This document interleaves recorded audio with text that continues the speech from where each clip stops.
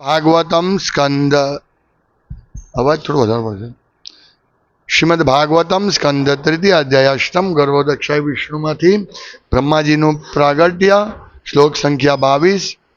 શબ્દાર્થ અનુવાદ ભાવાર્થ divine grace અભય ચરણારવિંદ ભક્તિ વેદાંત સ્વામી પ્રભુપાદ દ્વારા. કાલેન સોજઃ પુરુષાયુષાભિ પ્રવૃત્ત યોગેન વિરુદ્ધ બોધઃ સ્વયં તદંતહૃદયેવ ભાતમ અપશ્યતાપશ્યતયન્ન પૂર્વમ. શબ્દાર્થ કાલેના સમય જતા સહ તે અજહ અજન્મા બ્રહ્માજી પુરુષ આયુષા તેમના આયુકાળમાં જ પ્રવૃત્ત થઈ યોગેના ધ્યાનમાં વિરુદ્ધ વિકાસ કર્યો બોધ બુદ્ધિ સ્વયં આપમેળે તત અંતઃ હૃદયમાં અવભાતમ પ્રકટ થયું અપશ્યત જોયું અપશ્યત જોયું જ યત જે ન નહોતું પૂર્વમ પહેલા. અનુવાદ બ્રહ્માજીની સમાધિના 100 વર્ષ પૂર્ણ થતાં તેમનામાં આવશ્યક જ્ઞાનનો વિકાસ થયો અને તેઓ હૃદય સ્થિત એ પરમેશ્વરને જોઈ શક્યા જેમને તેઓ અથાગ પ્રયત્ન કરવા છતાં પૂર્વે જોઈ શક્યા ન હતા. ભાવાર્થ વ્યક્તિ મનમાં તર્ક કરી વ્યક્તિગત પ્રયત્ન દ્વારા પરમેશ્વરનો અનુભવ ન કરી શકે તે માટેની તો એકમાત્ર વિધિ ભક્તિ જ છે. અહીં બ્રહ્માજીની આવરદાના વર્ષ દિવ્ય વર્ષ ગણવા તે મનુષ્યોના સૌર વર્ષથી ભિન્ન છે. શ્રીમદ ભગવદ્ ગીતામાં દિવ્ય વર્ષની ગણતરી આપી છે.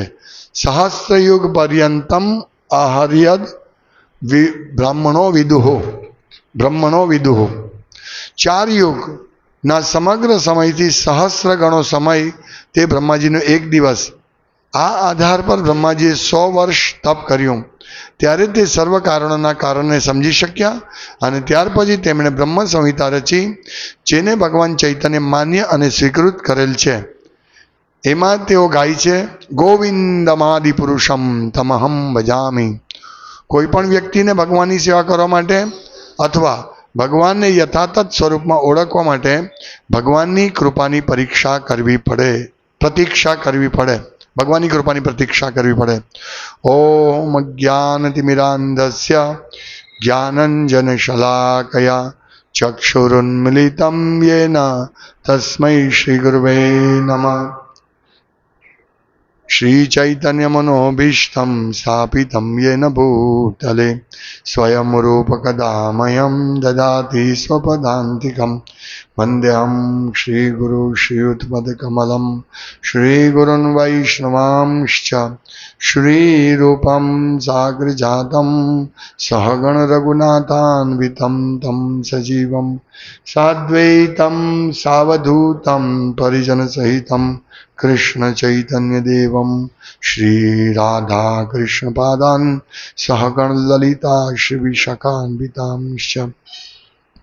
હે કૃષ્ણ કરુણા સિંધો દીનબંધો જગતપતે ગોપેશ ગોપિકા કાંત રાધા કાંત નમોસ્તુતે. તપ્ત કાંચન ગૌરાંગી રાધે વૃંદાવનેશ્વરી વૃષભાનુસુતે દેવી પ્રણમામિ હરિપ્રિય. વાંછાકલ્પતરુભ્યશ્ચ કૃપા સિંધુભ્યૈવ ચ પતિતાનાં પાવનેભ્યો વૈષ્ણવેભ્યો નમો નમઃ. શ્રી કૃષ્ણ ચૈતન્ય પ્રભુ નિત્યાનંદ શ્રી અદ્વૈત ગદાધર શિવાસાદિ ગૌર ભક્તવૃંદ. હરે કૃષ્ણ કૃષ્ણ કૃષ્ણ હરે હરે હરે રામ રામ રામ હરે હરે. હરે કૃષ્ણ. અહીંયા આપણે બ્રહ્માજી 100 વર્ષ તપ કરે છે તો એ સમય પૂરો થાય છે પછી શું થાય છે? કાલેન સ્વજ પુરુષાયુષાભિ, પછી તેમના આયુકાળમાં જ એમને શું થયું? પ્રવૃત્તિ યોગે ને વિરુદ્ધ બોધ બુદ્ધિ એમની વિકાસ થઈ અને સ્વયં તદંતર હૃદય ભાત, પોતાના હૃદયમાં જ્ઞાન થયું, અવબોધ થયું, અવભાત પ્રકટ થયું તેમના હૃદયમાં. તો બ્રહ્માજી આટલું તપ કર્યું, તેમના હૃદયમાં ભગવાને જ્ઞાન પ્રગટ કરાવ્યું.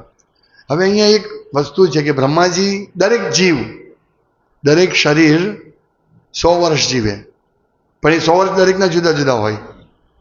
આપણા 100 વર્ષ જુદા હોય. અહીંયા પ્રોપર લખે છે કે અહીં બ્રહ્માજીના આવરદાના દિવ્ય વર્ષ ગણવા તે મનુષ્યના 100 વર્ષથી ભિન્ન છે. આપણે બધા જાણીએ છીએ કે ભગવદ્ ગીતા પ્રમાણે કે સહસ્ત્રયુગ પર્યંતમ અર્હયદ બ્રહ્મણો વિદુહુ.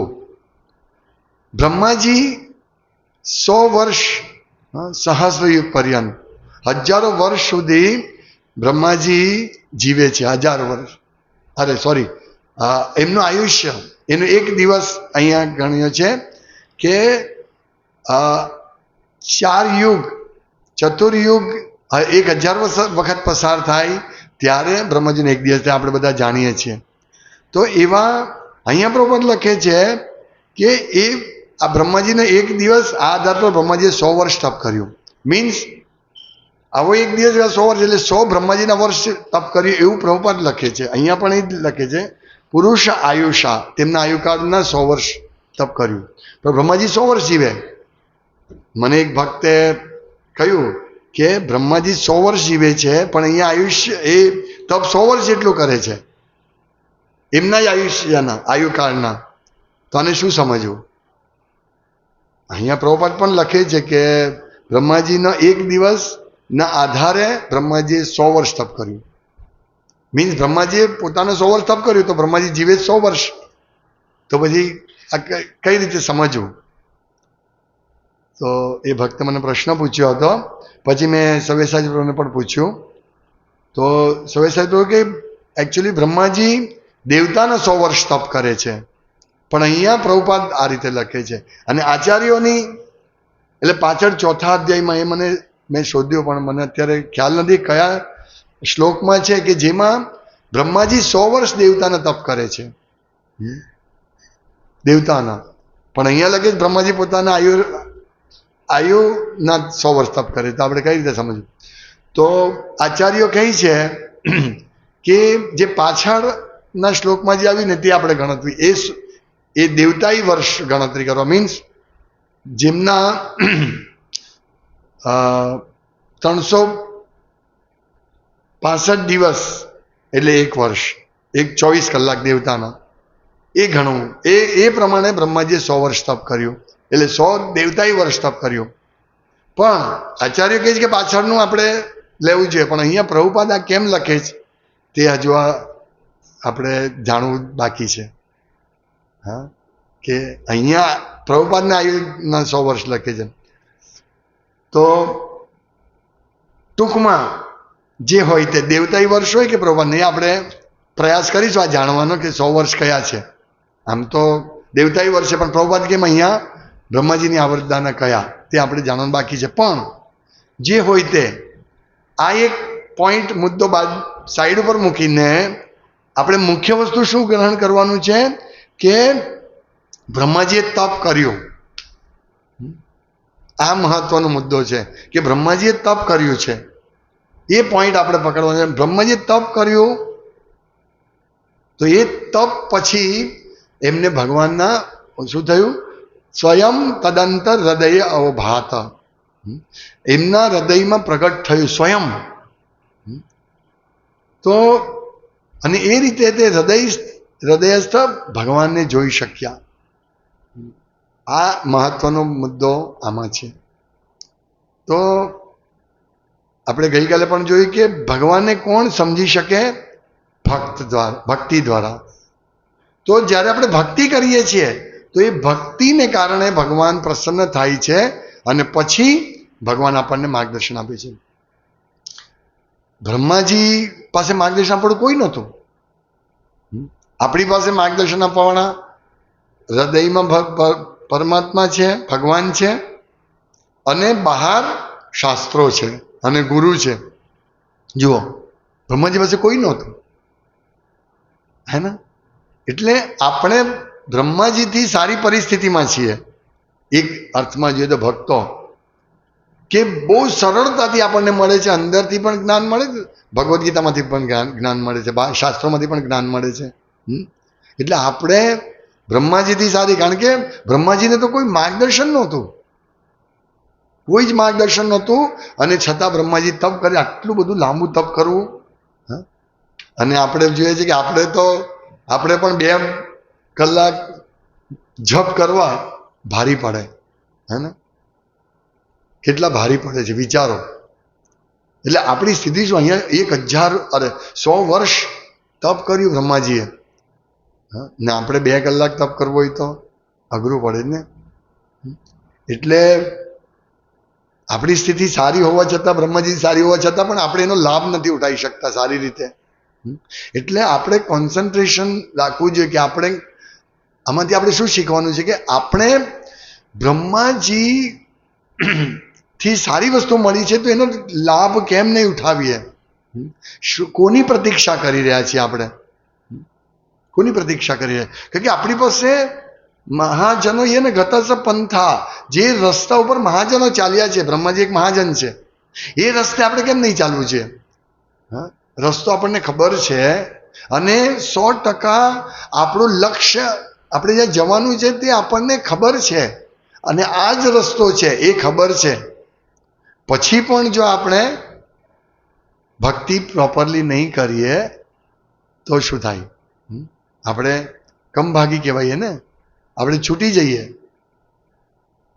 આપણને ખબર છે કે આપણે જે વસ્તુ કરી રહ્યા છે તે પરફેક્ટ છે, એ જ રસ્તો છે, અને એટલા વર્ષો પણ નથી કરવાનું તપ. આપણે કેટલા ઓછા વર્ષ તપ કરવાનું છે?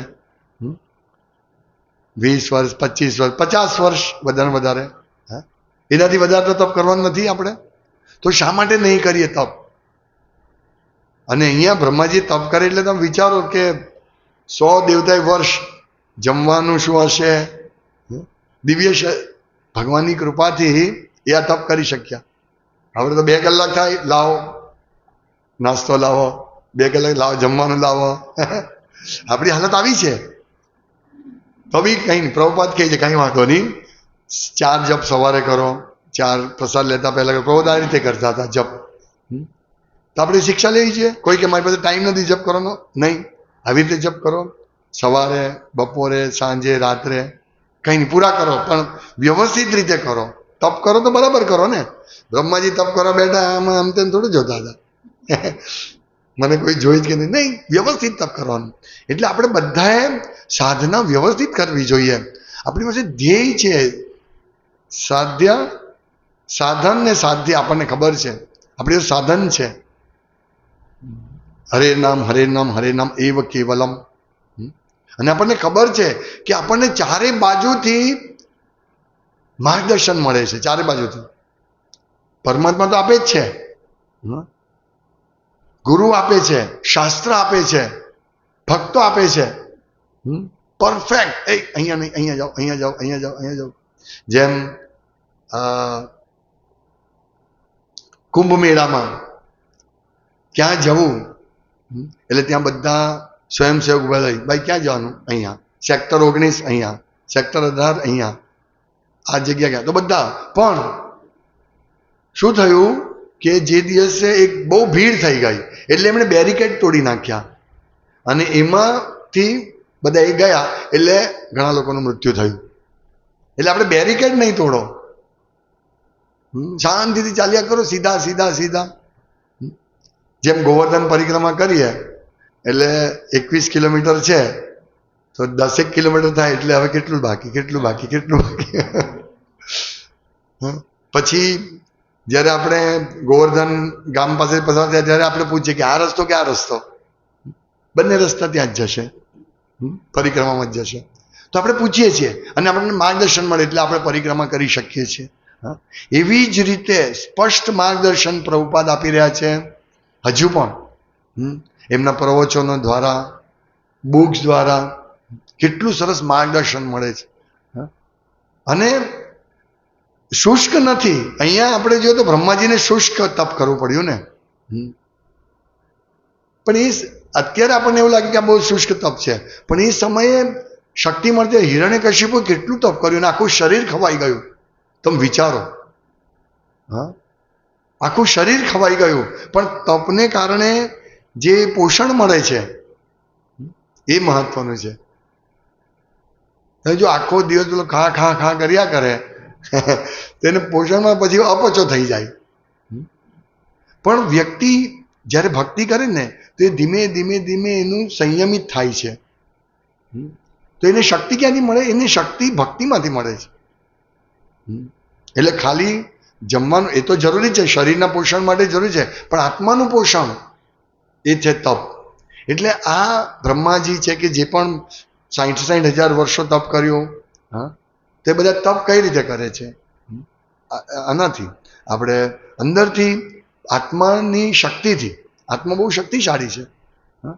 એ જ રીતે હિરણ્યકશિપુ કર્યું, ધ્રુવ મહારાજે તપ કર્યું, 6 મહિના જોકે કર્યું, પણ કેટલું કઠિન તપ.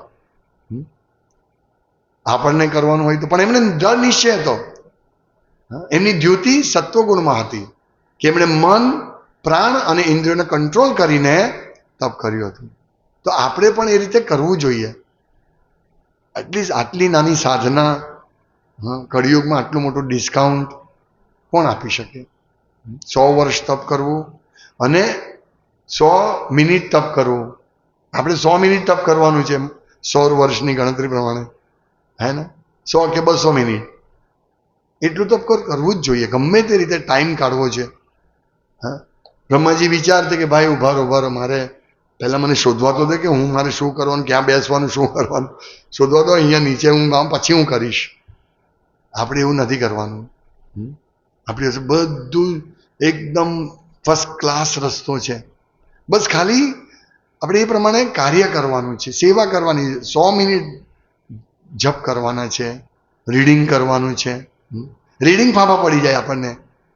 વિચારો, રીડિંગ રિપોર્ટ જોઉં છું, અઠવાડિયામાં 30 મિનિટ, 268 કલાકમાં 30 મિનિટ આપણે રીડિંગ કરીએ જ. વિચારો તો ખરા આપણી શું હાલત છે. 1 કલાક રીડિંગ નથી કરી શકતા, અડધો કલાક નથી કરી શકતા. શું હાલત છે આપણી? જીવ જાગો, જીવ જાગો. આપણે એટલે તો આ બધી ચર્ચા કરવી જોઈએ કે બ્રહ્માજીએ 100 વર્ષ કર્યું, ચાલો મને પણ કરવા દો ને ભાઈ તપ. કરો તપ કરવું જોઈએ દરેકે. રસ્તો છે સ્પષ્ટ. આ તપથી જેમ ભગવાન બ્રહ્માજીને, હા, અહીંયા લખે ને, તેઓ હૃદય સ્થિત એ પરમેશ્વરને જોઈ શક્યા જેમને તેઓ અથાગ પ્રયત્ન કરવા છતાં પૂર્વે જોઈ શક્યા ન હતા.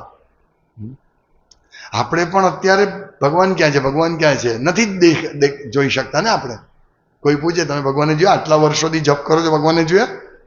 આપણે નથી જોઈ શકતા. પણ ભગવદ્ ગીતા બતાવે છે કે ભગવાન કેવી રીતે દર્શન કરવા. ભાગવતમ બતાવે છે, ભક્તો બતાવે છે, પ્રભુપાદ બતાવે છે કઈ રીતે ભગવાનના દર્શન કરવા. રસોહમ અપ્સ્ય કૌંતેય, પાણી પીવો, ભગવાન દર્શન થાય છે. તો આપણે અત્યારે એ રીતે નામ, રૂપ, પછી નામ જો બરાબર આવશે ને, નામ જો આપણે સારી રીતે લઈશું ને તો ભગવાનના રૂપના દર્શન થશે. પણ અત્યારે આપણને નથી થતા. એટલે અર્જુને પૂછ્યું કે તમારે દર્શન કેવી રીતે કરવા? તમારી વિભૂતિ બતાવો કે તમે કઈ રીતે આ જગતમાં પ્રગટ થાઓ છો. ત્યારે ભગવાન, હા, વિભૂતિ યોગ ભગવાન બતાવે છે કે હું આ વસ્તુ છું. પણ કે છે હું એક મારા અંશ દ્વારા બધું ધારણ કરું છું. તો આપણે આ સમજવું છે ક્લિયર કે ભગવાનના દર્શન અવશ્ય થશે, પણ એના માટે આપણે તપ કરવાનું છે. બહુ ઓછું તપ કરવાનું છે. જેમ બ્રહ્માજી માટે 100 વર્ષ, દેવતાના 100 વર્ષ આપણે ગણી લઈએ ચાલો, તો બ્રહ્માજી માટે કંઈ નથી. દેવતાના 100 વર્ષ એટલે શું?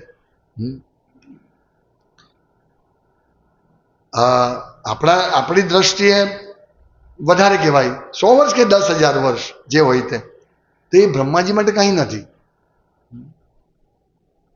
એટલે 3 મહિના એટલે આપણે અહીંયાનું 100 વર્ષ, દેવતાના 3 મહિના એટલે અહીંયાનું 100 વર્ષ. એ રીતે આપણા 1,00,000 વર્ષ થતા હશે કે જેટલા પણ થાય તે.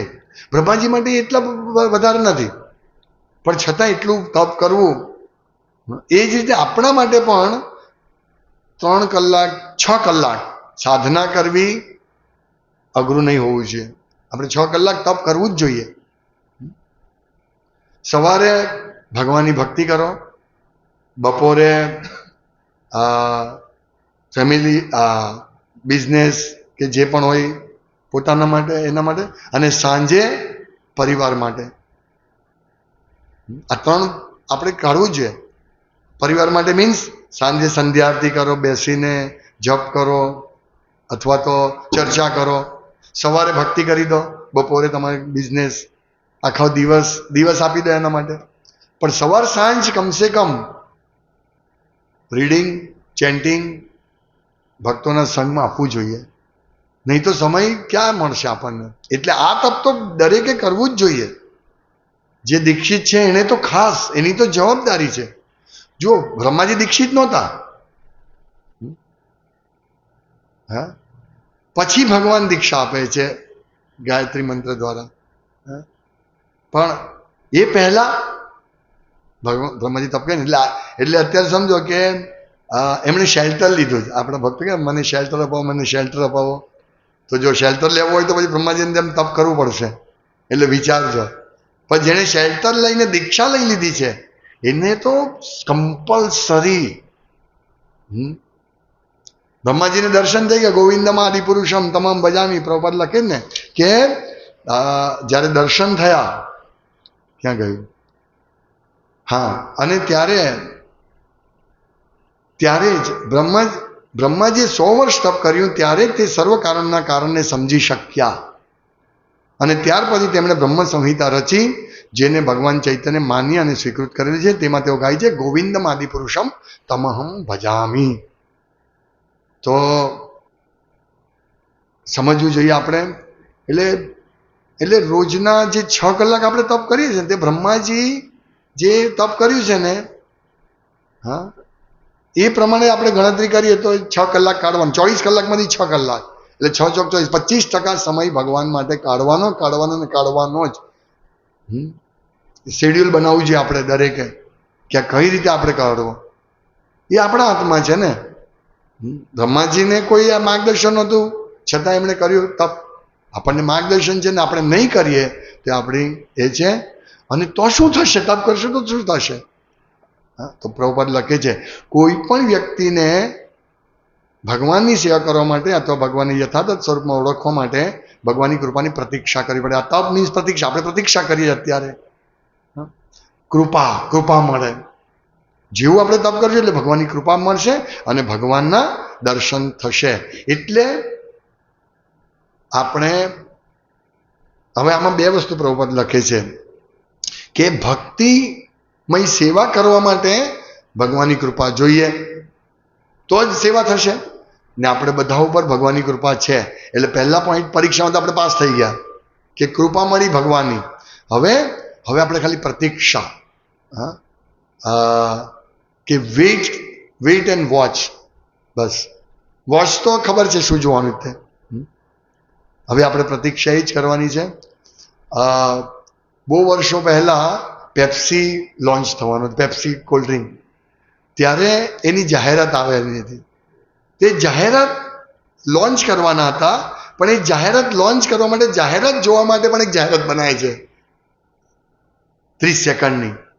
એટલે આ જો માર્કેટિંગનો કેવો પ્રભાવ કે જાહેરાત જોવા માટે, પેપ્સી લોન્ચ કરવાની જાહેરાત જોવા માટે જાહેરાત બનાવી. અને લોકો એ જાહેરાત જોવા માટે બધું, જેમ પહેલા રામાયણ મહાભારત સિરિયલ આવતી તો બધા કેવું આખું ખાલી થઈ જાય એમ બધા હવે શું આવશે પ્રતીક્ષા કરતા હતા. પ્રતીક્ષા. જેમ પેપ્સી, તમે વિચારો કે કંઈ નથી, એમાં કંઈ જ નથી, છતાં લોકો આતુરતાથી જોતા હતા ઓ શું જાહેરાત હશે. તમે વિચારો, પ્રતીક્ષા. ને નીકળે છું ખોદ્યો પહાડ નીકળ્યો ઊંધા. પેપ્સી નીકળી, અરે આ પીવાનું, કાંઈ જાહેરાતમાં કાંઈ નહોતું, પણ આ પ્રતીક્ષા કરવી. પણ આપણી પ્રતીક્ષા, આપણે જે પ્રતીક્ષા કરવાના છીએ એ પ્રતીક્ષા પેપ્સી માટેની પ્રતીક્ષા નથી. આપણી પ્રતીક્ષા ભગવાન માટેની, ભગવાનની કૃપા માટેની પ્રતીક્ષા છે. અને આપણને 50% પ્રતીક્ષા મીન્સ ભક્તિ મળી ગઈ છે, એટલે 50% કાર્ય થઈ ગયું. હવે બાકી ખાલી ભગવાનના દર્શનની વાત છે, તે પણ થશે, પણ પ્રતીક્ષા કરવી પડશે. અને પ્રતીક્ષા ખાલી બેઠા બેઠા નહીં, ચાલો હવે ટાઈમ પાસ કરું, નહીં, સાધના કરવાની. એટલે જપ સારી રીતે કરવા, રીડિંગ કરવું, ભક્તિમય સેવા.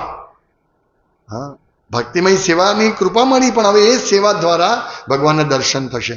એટલે આ 3 વસ્તુ, સાધના, સેવા અવશ્ય કરવાના, તો આપણું જીવન સફળ થશે. હરે કૃષ્ણ. શ્રીમદ ભાગવતમ કી જય, શિલ પ્રભુપાદ કી જય. વાંછા કલ્પતરુભ્યશ્ચ